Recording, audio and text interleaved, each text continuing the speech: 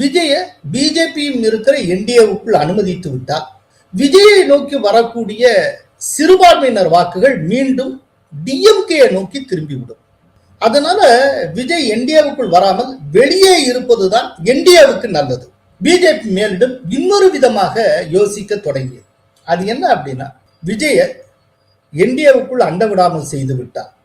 ஏன்னா ஏற்கனவே காங்கிரஸும் கைவிட்டு விட்டது, இப்ப என்டிஏவும் கைவிட்டாச்சு அப்படின்னா விஜய் கதி என்ன?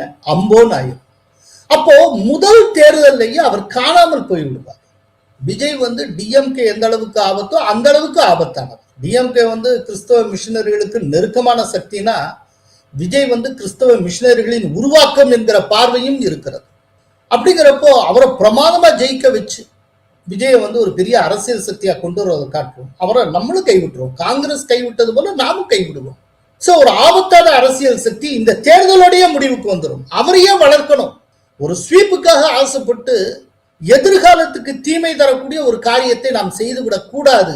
எனவே விஜயை நாமும் கைவிடலாம் அப்படிங்கிற ஒரு ஒரு ஆர்குமெண்ட் கடந்த ஒரு 3 நாட்களாக பிஜேபி மேலிடத்தில் போய்கொண்டிருந்தது.